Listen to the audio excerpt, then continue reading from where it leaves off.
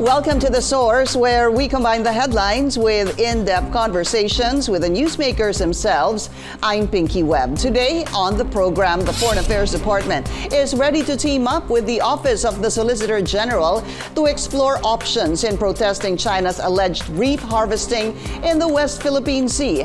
Beijing bites back and calls out the Philippine government for stirring what it calls political drama. And the Senate commits funding for projects geared towards coral restoration. Chairman of the Senate Special Committee on Philippine Maritime and Admiralty Zones, Senator Tolentino, joins us in the program.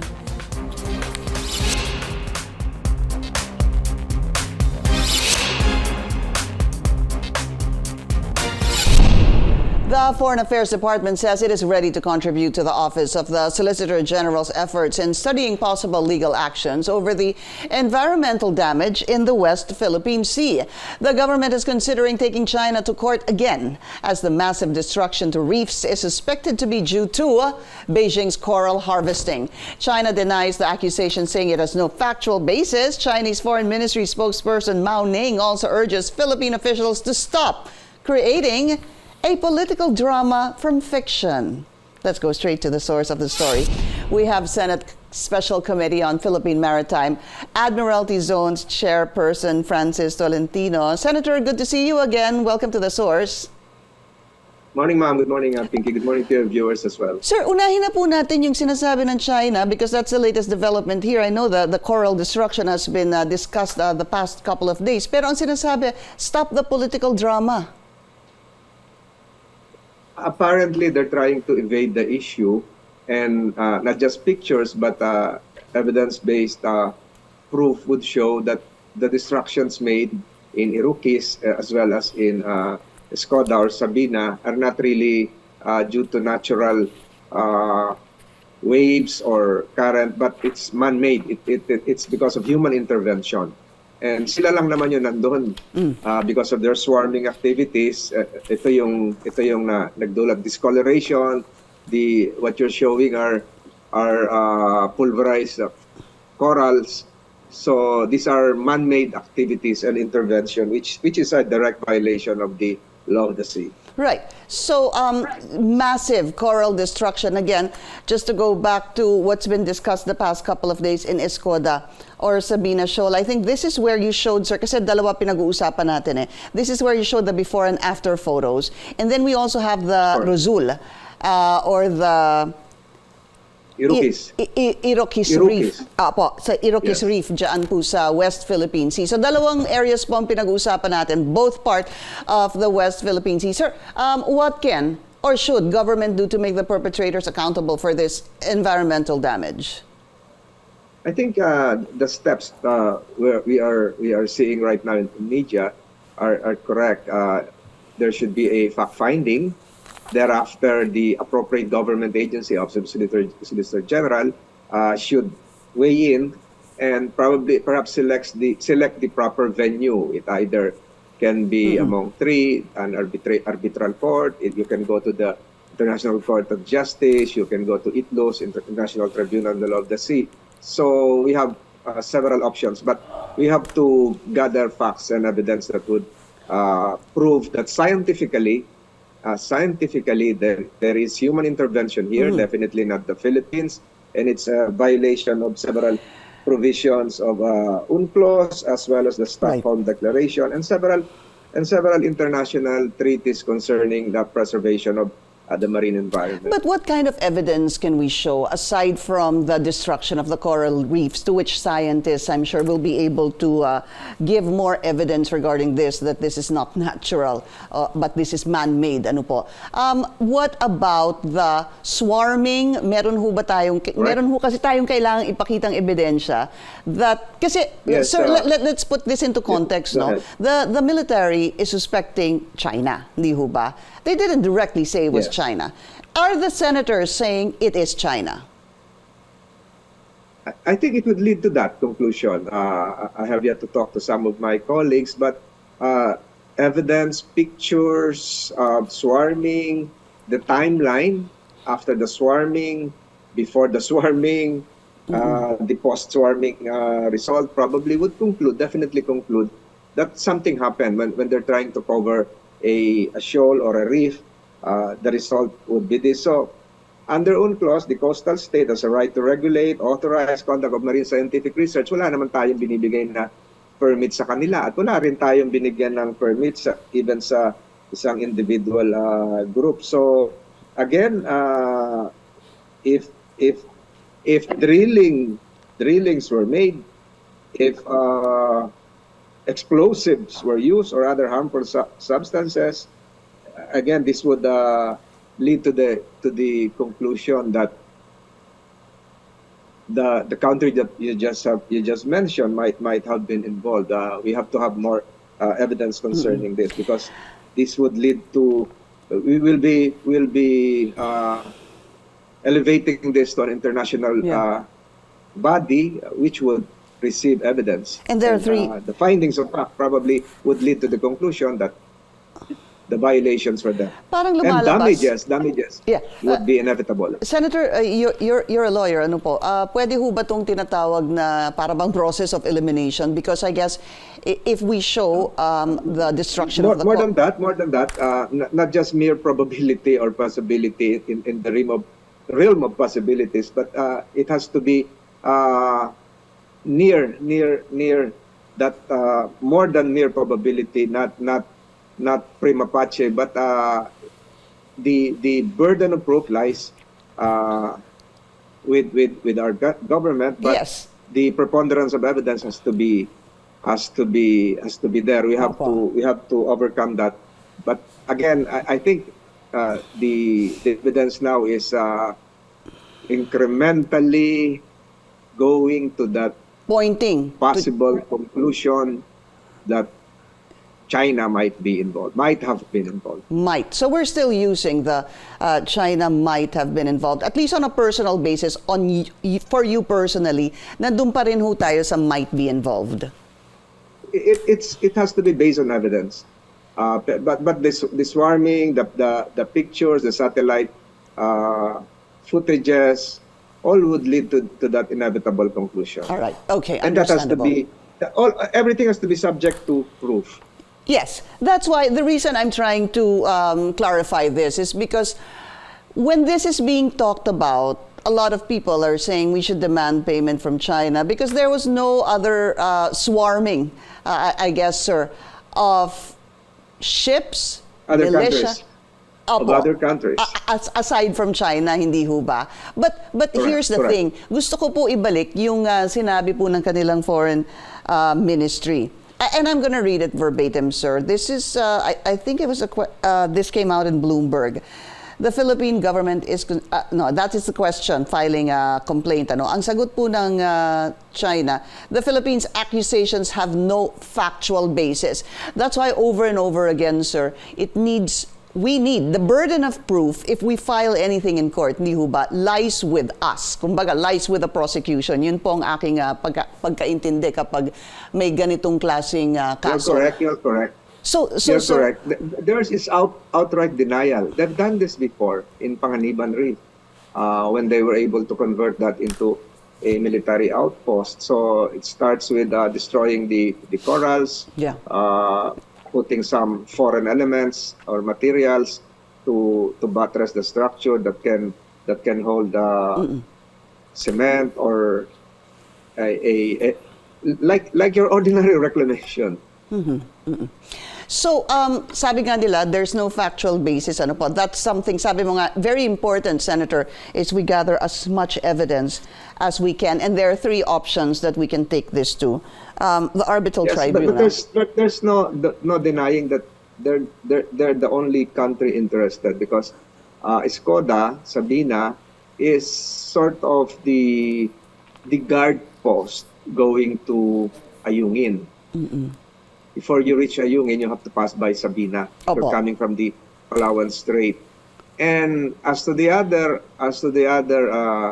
area, I'm now referring to Iroquois. That's an area very near the Recto Bank, Opo. which is where we are intending to have an exploration of sorts for natural gas and and the oil reserves in the area. So this both strategically located in areas where we have part of our exclusive economic zone, and again where we have a continuing interest in developing, Yes, natural reserve. staking our claim, so to speak. Yeah, Senator, I know that there are options, no? 3 options at that, as you mentioned a while ago. File a case before the arbitral tribunal. Might be a good idea because dyan po tayo nanalo.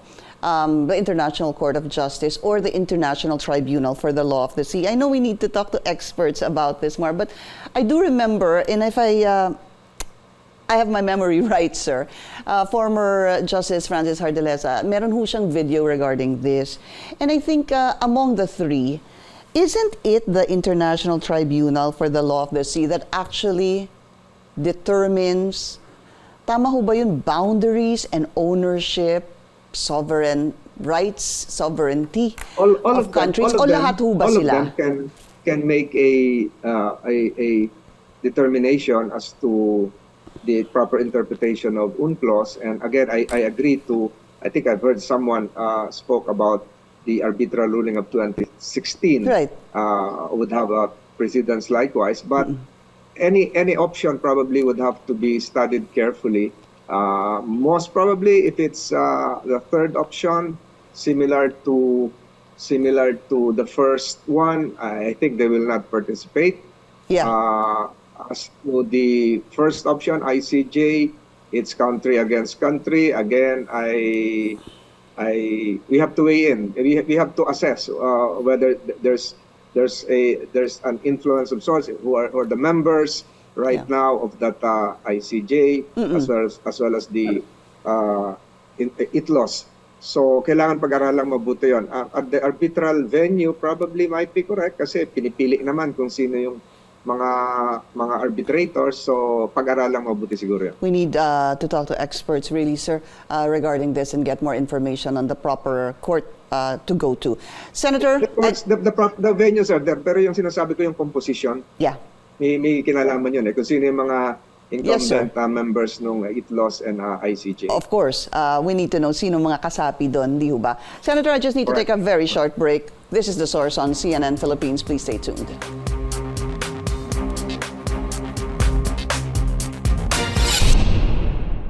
You're watching The Source on CNN Philippines. I'm Pinky Webb. Our source today, Senator Francis Tolentino. So just to kind of summarize that, Senator, you are supporting moves to bring this issue to a particular court, but still unsure which court would be the best one.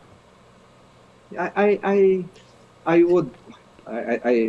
probably would be inclined to go either ITLOS or arbitral. ITLOS because of the number of members, mahirap siguro ma-influensya. There are 21 members, and because of their experience, it's not just recent, but it's near our shores. In a case involving Malaysia versus Singapore, there was an ITLOS case. So medyo involving reclamation, medyo familiar din siguro sila sa areas dito sa ASEAN.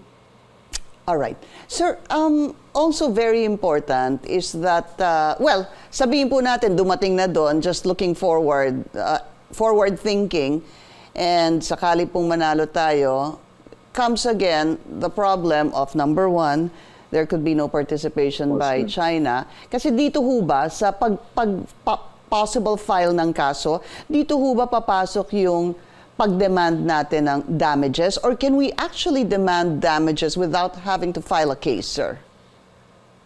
We have to file a case. I think China will only pay if there is a conclusive proof shown to the entire global community that would probably place them in a situation that they would behave appropriately. And then again, I think a multilateral approach to having the science here involved would probably help us too. It's not just our own scientific evaluation, but there has got to be an international sampling and validation of whether there really was discoloration, damage, the reefs were pulverized, and that led to the diminution of corals. fishing grounds Yeah. in that area. And who are you looking at to possibly undertake this, sir? I think the United Nations, they have their own, they have their own scientific group that can do this. There are private international groups likewise. I think that the Philippines just signed an international maritime treaty yesterday. Yeah. I think Secretary Manalo signed one while in the United Nations in New York. So I think it has to be approached internationally. There's even a council of the International Seabed Authority, and they have experts here. Of course, we can also involve since ITLOS can involve private parties. We can involve private or even public universities, academe to do the research for us. The more, the better. Yeah, and while we're at it, sir, I think it's also very important to talk about the Maritime Zone Bill. Ano po? It was already said in the past. Sabi nyo nga, parang, I don't know if these are your exact words, sir, but to the effect na, kaya nga tayo parang kinukutya o sinasabi. Sinasabihan ng China dahil wala tayong maritime zone bill. Sir, just help the public understand what will this entail and what is the value of this, sir? Yes. So what UNCLOS gave us are not just entitlements, but it gave us the right to claim, and to claim the extent of our exclusive economic zone, to claim the extent of our contiguous zone, territorial sea, and even coming from, because what we have right now is just the mere baseline law. Our baseline law would be the starting point. Meron na tayong batas dyan. So, UNCLOS is asking us likewise to have a domestic legislation on this. And more than 132 countries, signatories to UNCLOS, already have their own maritime zone laws. Tayo na lang ang wala. Kaya there was an instance, matagal na, China has been saying, kayo nga, wala kayong maritime zone law.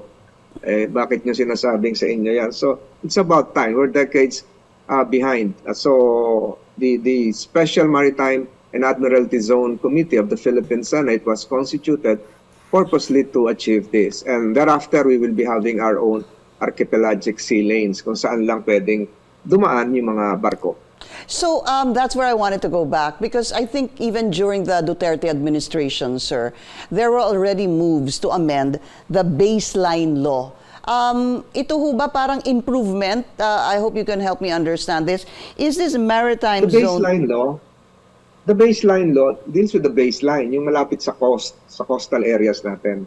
Yung guhit yon sa paikot sa Pilipinas. But projecting outwards, projecting to the 200 meters, 200 miles, 200 nautical miles, exclusive economic zone. It's part of the Maritime Zone Law. I see. What the Department of Foreign Affairs signed yesterday would now refer now to the high seas, and that would be beyond the exclusive economic zone. So all of this will have to be delineated. The baseline law, hindi nila tinamaan yung contiguous zone, hindi nila tinamaan yung exclusive economic zone. Okay, so ito ngayon, maipapakita natin hanggang saan talaga tayo. Opo. Hanggang saan. So NAMRIA will be involved. Yeah. Other international mapping agencies probably would have to be involved. And we need satellite features. And then, it's not just the West Philippine Sea. We're looking at the Philippine Rise, the Benham Rise, yes. Towards the Pacific Ocean. Kasama na yun doon. Isasama nga Sa po kabila yun. naman. Opo. Yes. So, from my understanding, parang in simple words, yung baseline, hindi po sinama itong tubig yung karagatan na nakapalibot sa mapa ng Pilipinas. Hindi to abot doon sa contiguous zone, hindi to abot sa exclusive economic zone. Right, not part of the 200 nautical miles. Ano po? Yes. So, does this mean, sir, that we will actually have a new, like a visible map that will look into this after the passage of this Maritime Zone Bill, or could this map be done prior to the passage of the bill? What was the last question? Kailangan ho ba yung bill para makagawa ng mapa o pwedeng gumawa na ng mapa kahit wala pa po yung bill?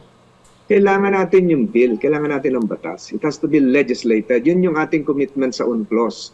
And then the bill would incorporate likewise the arbitral ruling. Okay. Kung ano yung nilalaman ng arbitral ruling 2016. Opo. So yung kung alin yung mga features na nandoon sa arbitral ruling, makakasama na rin doon sa bill. And the same is true with the Philippine rice, the Benham rice. So yung underwater features, liliwanag na rin doon. So it's not just a matter of making a map. The map has to be in compliance with the law of the sea, as well as the arbitral ruling. And I think for the benefit of the public, for us Filipinos, sir, it will be good to actually visualize this para po makatulong din sa atin, maintindihan pa ng mas mabuti. Hindi ho ba? And then after the bill has been approved, the map made, we submit it to the United Nations. I see. To the Law of the Sea Secretariat. But when, what is the commitment, sir? How soon do you think this will be passed? Because this seems to be of utter importance. I have another hearing next week. I predict that it would take us 4 more hearings to finish this, because this is not easy. Yun ngang nagpapasukat ka ng lupa sa bahay mo. At ang tagal yung mga geodetic engineer. So and then I'm asking for the other maps and the other maritime zone laws of other claimant countries as well. Malaysia, Indonesia, and other countries, Vietnam, similarly situated. Saan ba ito nag-overlap? Alin ba yung napatungan? Ganito, di ba ho? Pag tayo nagpasukat ng lupa natin, yung kapitbahay, nandun yung muhon, lumipat yung bakod. So lahat po ito dadaanan ng isang proseso, of course involving experts. The first hearing we had 2 experts. One was a professor from Princeton University, one is a maritime law expert from Australia, and other experts as well, para mabalangkas na po ito na maayos. Hindi ho kasi dali-daling pwedeng gawin ito eh. Maraming Hindi kailangan. It's not as easy as it Maraming sounds. factors. So, like for instance, itong pinirmahan ng kahapon ng DFA, yung High Seas Convention, abbreviating it. So, kasama na rin po ito doon. So, hanggang saan yung boundary natin ng High Seas after the exclusive economic zone, hanggang saan yun doon? Papunta na yun ng ibang lugar. Yeah. So again, this is quite complicated, technical, would involve science, at hindi pwedeng dali-daliin. At na-late na nga tayo ng ilang dekada, since the middle 90s, ngayon 2023 na, naghintay na tayo ng matagal. Ayusin na natin ito, mahirap magkamali. Senator, quick question, because you said that 132 countries already have implemented their maritime zones law. I think so, more than, I think so, yes. And pushing to what you earlier said, bakit nga ho ba nagtagal tayo para gawin ito? I don't know. The last law that we enacted was the baseline law, pero yung maritime zone law, because of the nature of our archipelago, there's an archipelagic doctrine which we are claiming, and then the features were not yet that clear. Alin ba talaga yung can support life? So ito, lumiwanag ito doon sa 2016 arbitral ruling, because the setting of the Philippines is quite different from other countries. So nagtagal talaga, but we have to do it. We have to do it now.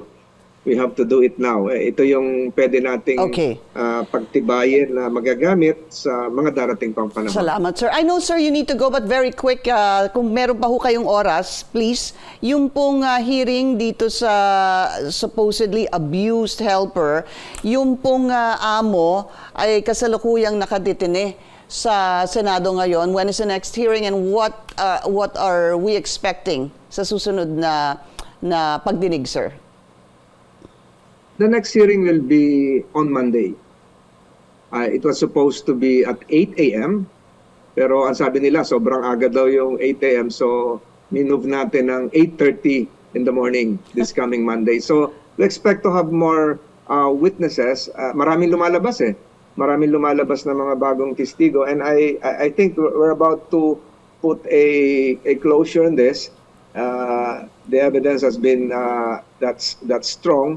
So the purpose of the committee is really to have produce a new law that would strengthen the Kasambahay law, Yes. as well as to give justice to Aling LV Vergara. LV Vergara, sir. And one last, pasensya na po, yung fentanyl, nabasa ko ho kasi ito, you were warning the PDEA on the entry of fentanyl dito po sa ating bansa.